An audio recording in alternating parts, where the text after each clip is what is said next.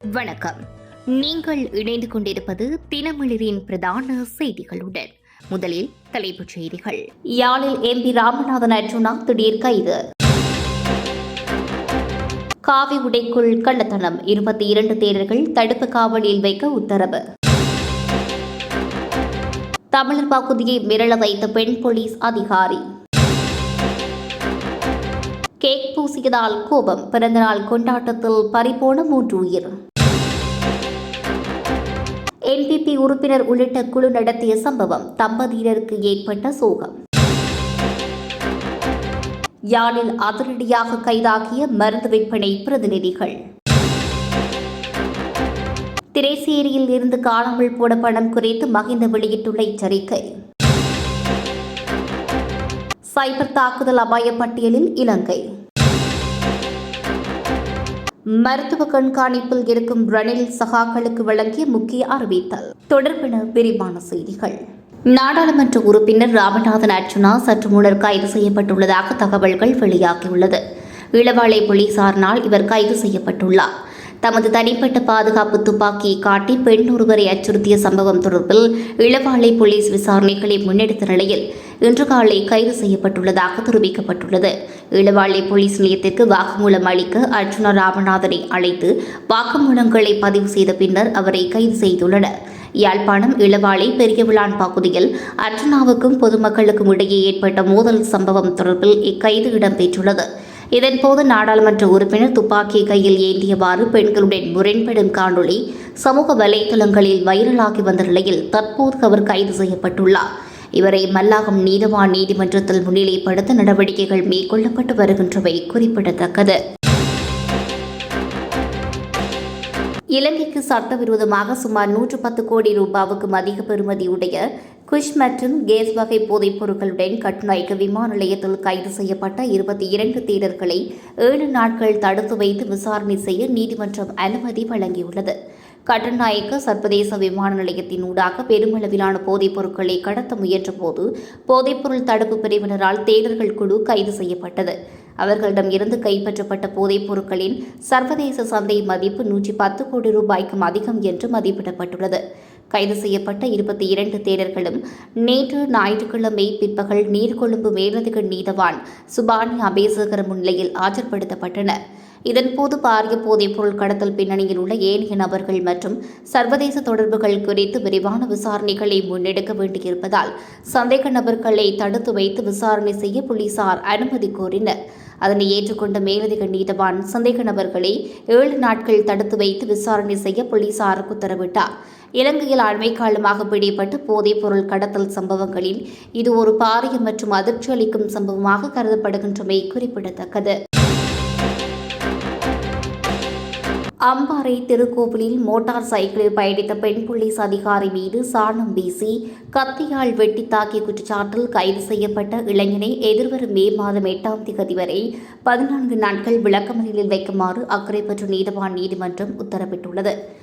கல்லியந்தீவு பகுதியைச் சேர்ந்த மதுபோதை கடுமையான 30 வயதுடைய இளைஞர் ஒருவரே இவ்வாறு விளக்கமறியலில் வைக்கப்பட்டுள்ளார்.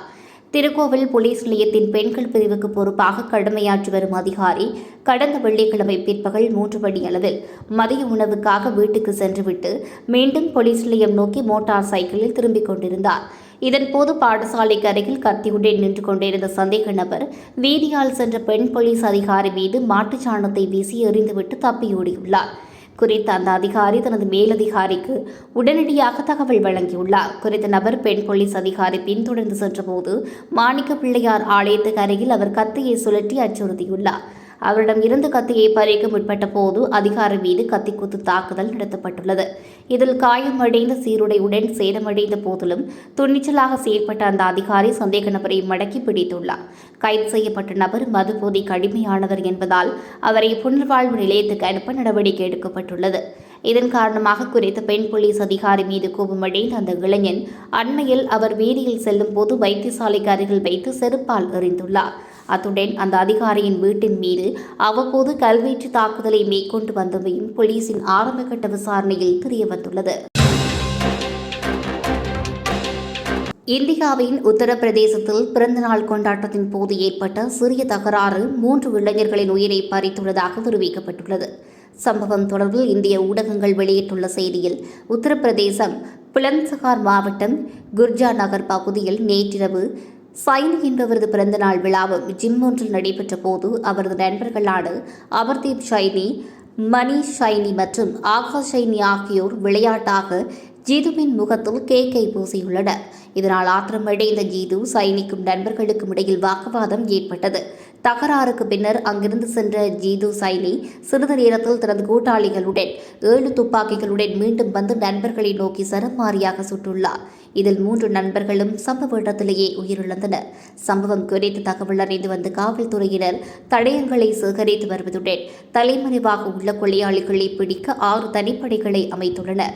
இது ஒரு திட்டமிட்ட கொலை என்று உயிரிழந்த அமர்தீப்பின் சகோதரர் குற்றம் சாட்டியுள்ளதாகவும் இந்திய ஊடகங்கள் செய்தி வெளியிட்டுள்ளன.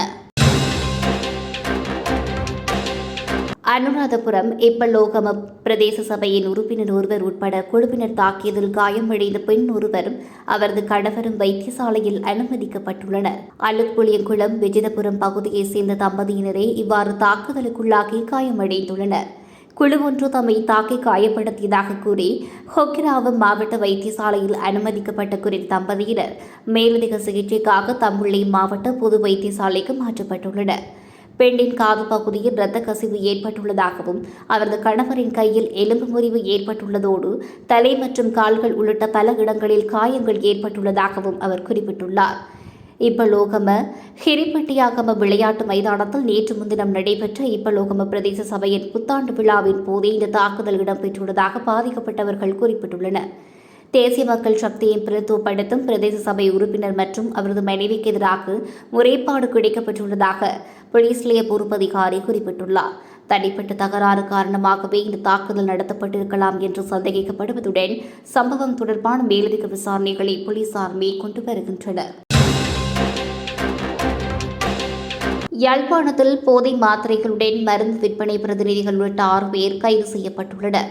குருநகர் பகுதியில் போதை மாத்திரை விற்பனை நடைபெறுவதாக போலீசாருக்கு கிடைத்த ரகசிய தகவலின் அடிப்படையில் சம்பவ இடத்துக்கு விரைந்த போலீசார் 6 இளைஞர்களை கைது செய்துள்ளனர். கைது செய்யப்பட்ட 6 பேரிடம் இருந்தும் 60 போதை மாத்திரைகள் போலீசாரினால் மீட்கப்பட்டுள்ளது. கைது செய்யப்பட்ட 6 பேரையும் யாழ்ப்பாணம் போலீஸ் நிலையத்தில் தடுத்து வைத்து விசாரணைகளை மேற்கொண்டு வருகின்றனர். விசாரணைகளில் 2 இளைஞர்கள் மருந்து விற்பனை பிரதிநிதிகள் என தெரியவந்துள்ளது. மேலதிக விசாரணைகளின் பின்னர் அவர்களை நீதிமன்றத்தில் முற்படுத்த போலீசார் நடவடிக்கைகளை மேற்கொண்டு வருகின்றனர். அண்மையில் திரைசேரியில் இருந்து பெருந்தொகை பணம் மாயமான விவகாரம் தொடர்பில் முன்னாள் ஜனாதிபதி மஹிந்த ராஜபக்ஷ தனது நிலைப்பாட்டை வெளியிட்டுள்ளார். திரைசேரியிலிருந்து $2.5 மில்லியன் பணம் ஹேக்கர்களின் கைகளுக்கு சென்றிருந்தால் அதனை மீட்பதுடன் நின்றுவிடாது, அது எவ்வாறு அவர்களின் கைகளுக்கு சென்றது என்பதை கண்டறிய வேண்டும் என்றும் குறிப்பிட்டுள்ளார். சில இந்த தொகையை சிறிய தொகை என்று கூறி வருவதாகவும், தொகை சிறியதோ பெரியதோ இவ்வாறான சம்பவங்கள் மீள இடம்பெறுவதை தடுக்கவும் பாரிய மோசடிகளை தவிர்ப்பதற்கும் உரிய விசாரணைகள் அவசியம் என்றும் குறிப்பிட்டுள்ளார். ஹேக்கர்களின் கைகளுக்கு சென்ற பணத்தை மீளப் பெற்றுக்கொள்ள முடியும் என்பது நினைப்பதே ஏமாற்று வேலை என்றும் குறிப்பிட்டுள்ளார். பாரிய மோசடிகள் இடம்பெற்றதன் பின்னர் பிரச்சினையை மூடி மறைப்பதற்கு சிலர் ஊகங்களை வெளியிட்டு வருவதாகவும் தெரிவித்துள்ளார். குற்ற செயலில் ஈடுபட்ட நபர் பிடிபட்டால் பணம் செலவழிந்து விட்டது என்று கூறுவார். அதற்கு முன்னர் குற்றவாளிகள் ஜனாதிபதி மஹிந்த ராஜபக்ஷ இவர்களை பிடிக்க வேண்டும் என்றும் தெரிவித்துள்ளார். மத்திய கிழக்கு மோதல்களுக்கு இணையாக இணையதளங்கள் மீதான சைபர் தாக்குதல்கள் அதிகரிக்கும் போக்கு காணப்படுவதாகவும், இவ்வாறான சைபர் தாக்குதலுக்கு உள்ளாகும் அதிக அபாயம் கொண்ட நாடுகளின் பட்டியலில் இலங்கையும் உள்ளதாக நாட்டின் சிரேஷ்ட தகவல் தொழில்நுட்ப நிபுணர் ஒருவர் எச்சரிக்கை விடுத்துள்ளார். இலங்கையின் சிரேஷ்ட தகவல் தொழில்நுட்ப நிபுணரான ஹர்ஷ விஜயவர்தன இது தொடர்பில் கருத்து தெரிவிக்கும் போது, உலகில் இணைய அச்சுறுத்தல்கள் நிலவும் நாடுகளின் பட்டியலில் இலங்கை 20வது இடத்தில் காணப்படுவதாகவும் குறிப்பிட்டுள்ளார். கடந்த 5 ஆண்டுகளில் சுமார் 91 லட்சம் இணையதளங்களுக்கு சைபர் தாக்குதல் அச்சுறுத்தல் விடுக்கப்பட்டுள்ளதாகவும் குறிப்பிட்டுள்ளார். பொதுவாக உலகில் குழப்பமான காலப்பகுதியில் இவ்வாறான சைபர் தாக்குதல்கள் அதிகரிக்கும் போக்கு காணப்படுகிறது. கடந்த கோவிட் பெருந்தொற்று காலத்தில் ரஷ்யா உக்ரைன் போரின் உச்சக்கட்டத்திலும் இது அவதானிக்கப்பட்டதாகவும் குறிப்பிட்டுள்ளார். சத்திர சிகிச்சையின் பின்னர் நாடு திரும்பி மருத்துவ கண்காணிப்பில் இருக்கும் முன்னாள் ஜனாதிபதி ரணில் விக்ரமசிங்க நாட்டின் தற்போதைய அரசியல் நிலைமைகள் குறித்து தனது நெருக்கமான அரசியல் சகாக்களுடன் முக்கிய ஆலோசனைகளை முன்னெடுத்துள்ளார். இந்த வாரம் இடம்பெற்ற இந்த கலந்துரையாடலில் முன்னாள் வெளிவிவகார அமைச்சர் பேராசிரியர் ஜிஎல் பீரிஸ், ஐக்கிய தேசிய கட்சியின் தவிசாளர் வஜ்ர அபேவர்தன, பொதுச் செயலாளர் தலதா அத்துக்கூரள மற்றும் சாகல ரத்நாயக்க ஆகியோர் பங்கேற்றனர். முன்னாள் வலசக்தி அமைச்சர் குமார ஜெயக்கொடி தனது பதவியிலிருந்து விலகியமைக்கான உண்மை பின்னணியை அரசு நாட்டுக்கு வெளிப்படுத்த வேண்டும் என்றும் ரணில் விக்ரமசிங்கே இதன்போது வலியுறுத்தியுள்ளார். இது தொடர்பான உத்தியோகபூர்வ அறிக்கையை வெளியிடுமாறு பேராசிரியர் ஜிஎல் பீரிஸுக்கு அவர் பணிப்புரை விடுத்துள்ளார். தற்போதைய அரசுக்கு சரியான திசையை காட்ட எத்தனை பேர் ஆலோசனை வழங்குகிறார்கள் என்றும் ரணில் இதன்போது கேள்வி எழுப்பியுள்ளார்.